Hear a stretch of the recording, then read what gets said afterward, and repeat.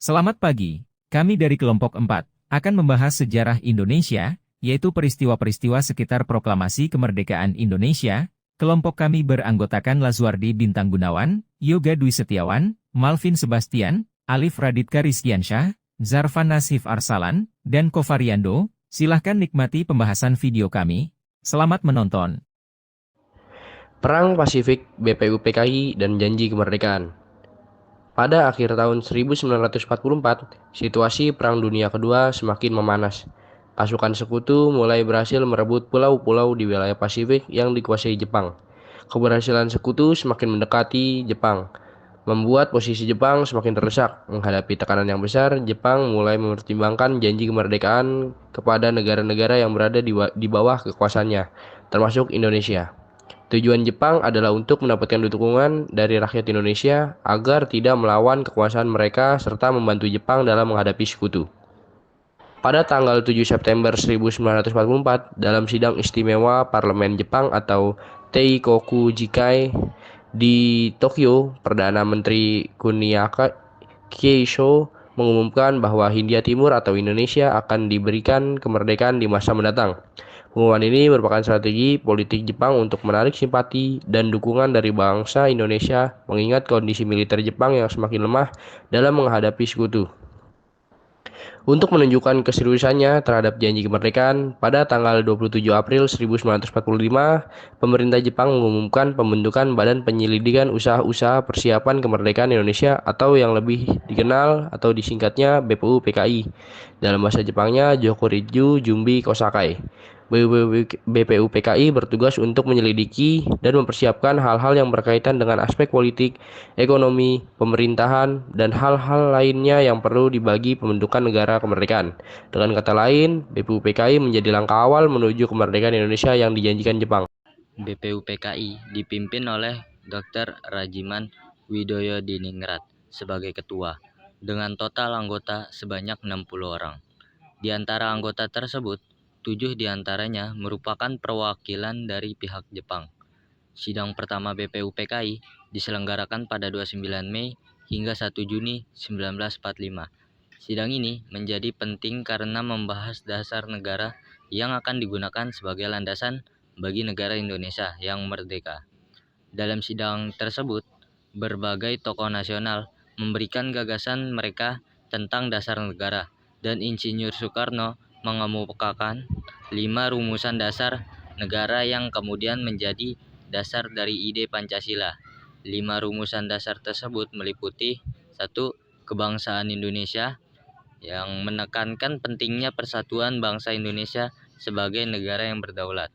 2. Internasionalisme atau pri-kemanusiaan, menggambarkan sikap bangsa Indonesia yang menghargai kerjasama internasional dan kemanusiaan. Dalam sidang pertama BPUPKI, beberapa tokoh mengusulkan rumusan dasar negara.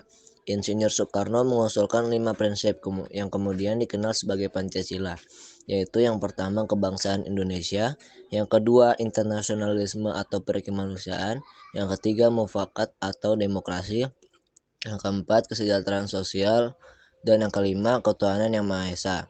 Soekarno juga mengusulkan konsep Trisila atau 3 sila, yaitu sosial nasionalisme, sosial demokrasi, dan ketuhanan. Kemudian Trisila diringkas menjadi Eka Sila, yaitu gotong royong. Sidang BPUPKI belum mencapai kesepakatan untuk menetapkan Pancasila sebagai dasar negara. Oleh karena itu dibentuk Panitia 9 dengan 9 anggota untuk menyusun rumusan dasar negara secara lebih rinci.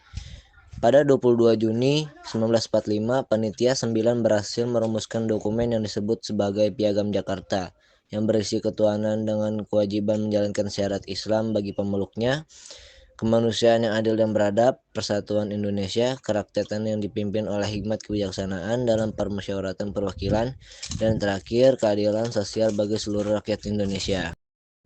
Hasil Piagam Jakarta kemudian dibahas dalam sidang BPUPKI yang berlangsung pada Juli 1945. Dalam sidang ini dibentuk 3 panitia khusus: Panitia Hukum Dasar, Panitia Ekonomi, dan Panitia Bela Negara. Insinyur Soekarno memimpin panitia hukum dasar dan ditugaskan menyusun rancangan Undang-Undang Dasar Negara. Pada 14 Juli 1945, Soekarno mengajukan rancangan Undang-Undang Dasar yang terdiri dari 3 bagian utama: pernyataan kemerdekaan Indonesia, pembukaan Undang-Undang Dasar, batang tubuh Undang-Undang Dasar. Setelah menyelesaikan tugasnya, BPUPKI dibubarkan pada 7 Agustus 1945 dan digantikan oleh PPKI, Panitia Persiapan Kemerdekaan Indonesia atau Dokuritsu Junbinkai. PPKI beranggotakan 21 orang dan bertugas untuk mempersiapkan kemerdekaan Indonesia yang dipimpin oleh Marsekal Terauchi. Perwakilan Jepang di Asia Tenggara. PPKI ditetapkan pada 9 Agustus 1945. 2. Penyerahan Jepang kepada sekutu. Pada 12 Agustus 1945, Soekarno, Muhammad Hatta, dan Rajiman Widodiningrat bertemu dengan Marsekal Terauchi di Dalat, Vietnam. Dalam pertemuan tersebut, Terauchi menyampaikan bahwa Jepang akan memberikan kemerdekaan kepada Indonesia pada 24 Agustus 1945. Hal ini menandakan bahwa Jepang ingin memenuhi janji kemerdekaan kepada Indonesia meskipun kondisinya semakin terdesak oleh sekutu. Pada 15 Agustus 1945, Jepang resmi menyerah kepada sekutu setelah bom atom dijatuhkan di Hiroshima dan Nagasaki oleh Amerika Serikat. Deklarasi Potsdam yang dikeluarkan pada 16 Juli 1945 oleh sekutu memuat tuntutan agar Jepang menyerah tanpa syarat. Jepang sempat menolak deklarasi ini, sehingga sekutu melakukan serangan bom atom sebagai langkah terakhir. Bom pertama dijatuhkan di kota Hiroshima pada 6 Agustus 1945, yang merupakan pusat industri dan markas besar militer Jepang. Bom kedua dijatuhkan di kota Nagasaki pada 9 Agustus 1945, yang merupakan pelabuhan besar Jepang. Akibat serangan ini, ribuan orang tewas dan terluka, memaksa Jepang untuk menyerah. Pada 10 Agustus 1945, Kaisar Hirohito menyetujui penerimaan deklarasi Potsdam setelah melihat dampak dahsyat dari bom atom. Namun, terdapat beberapa perlawanan dari militer Jepang yang tidak setuju dan keputusan ini. Pada 15 Agustus 1945, Jepang secara resmi menyerah kepada sekutu, mengakhiri Perang Dunia II di Asia. Keputusan ini mempercepat proses kemerdekaan Indonesia yang akhirnya diproklamasikan pada 17 Agustus 1945. Setelah Jepang kalah dalam Perang Dunia II, terdapat perbedaan pendapat mengenai waktu dan cara pelaksanaan proklamasi kemerdekaan Indonesia. Tokoh-tokoh pergerakan seperti Sultan Syahrir mendengar kabar kekalahan Jepang melalui siaran BBC. Syahrir dan kalangan muda lainnya mendesak agar kemerdekaan segera diproklamasikan tanpa melibatkan Jepang, untuk menunjukkan bahwa kemerdekaan bukanlah pemberian Jepang. Namun, Soekarno dan Hatta memilih pendekatan kooperatif dengan Jepang, berpandangan bahwa segala hal terkait proklamasi harus dikonsultasikan dengan Jepang. Pertimbangannya adalah bahwa meskipun Jepang kalah, mereka belum menyerahkan secara resmi, dan Indonesia masih berada dalam pengawasan tentara Jepang. Mengabaikan Jepang dalam proklamasi dianggap bisa memicu pertumpahan darah, karena kondisi Indonesia masih dalam ancaman militer Jepang. Jepang berjanji memberikan kemerdekaan pada 24 Agustus 1945 dan Soekarno ingin menunggu waktu tersebut sesuai rencana Panitia Persiapan Kemerdekaan Indonesia atau PPKI. Namun golongan muda yang dipimpin oleh Sultan Syahrir menolak sikap kooperatif ini, menginginkan proklamasi segera dilakukan tanpa campur tangan Jepang.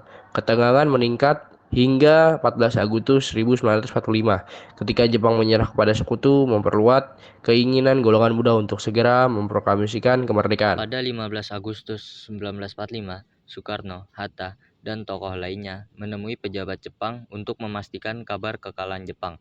Namun, Jepang meminta mereka menunggu. Sementara itu, golongan muda mengadakan rapat di Pegangsaan Timur dan memutuskan bahwa kemerdekaan harus segera diproklamasikan tanpa campur tangan Jepang. Ketidaksepakatan antara golongan tua dan muda ini akhirnya memuncak dalam peristiwa Rengas Dengklok, di mana Soekarno dan Hatta dilarikan ke sana oleh pemuda untuk mendesak proklamasi. Setelah negosiasi dengan Ahmad Subarjo, para pemuda sepakat melepas Soekarno-Hatta dari Rengas Dengklok dengan jaminan proklamasi akan dilaksanakan pada 17 Agustus 1945 sebelum pukul 12.00. Mereka tiba di Jakarta dan menuju rumah Laksamana Maida untuk merumuskan teks proklamasi. Soekarno menulis konsep proklamasi yang kemudian diketik oleh Sayuti Melik dengan mesin ketik pinjaman. Soekarno dan Hatta menandatangani teks atas nama bangsa Indonesia. Proklamasi disepakati akan dibacakan di rumah Soekarno di Jalan Pegangsaan Timur nomor 56 pada pukul 10.00 WIB. Pada pagi 17 Agustus 1945, golongan tua dan muda berkumpul di rumah Soekarno. Sebuah tiang bambu sederhana disiapkan untuk mengibarkan bendera merah putih yang dijahit oleh Fatmawati. Pada pukul 10 waktu Indonesia Barat, Soekarno membacakan teks proklamasi kemerdekaan setelah memberikan pidato pengantar yang menekankan perjuangan bangsa Indonesia untuk meraih kemerdekaan dan pentingnya mengambil nasib bangsa ke tangan sendiri. Proklamasi kemerdekaan Indonesia memiliki 3 makna penting, sebagai puncak perjuangan bangsa bebas dari penjajahan dan lahirnya negara Republik Indonesia. Para pemuda menyebarkan berita proklamasi ke seluruh Indonesia dan luar negeri, meskipun dihalangi oleh Jenderal Yamamoto dari Jepang. Syahrudin, wartawan kantor berita Domei, berhasil menyiarkan berita proklamasi melalui radio Domei. Berkat upaya mereka, kabar kemerdekaan Indonesia bahkan diberitakan oleh kantor berita di Amerika Serikat pada 18 Agustus 1945. Baik, terima kasih sudah menikmati video pembahasan dari kami. Semoga kalian semua menikmatinya. Kami berpesan bahwa kita juga harus bangga menjadi warga negara Indonesia, karena dengan perjuangan para pahlawan kita sehingga bisa memerdekakan negara tercinta kita yaitu Indonesia. Sekian pembahasan dari kami. Kurang lebihnya mohon maaf, dan mohon maaf juga jika ada salah kata. Kami pamit undur diri.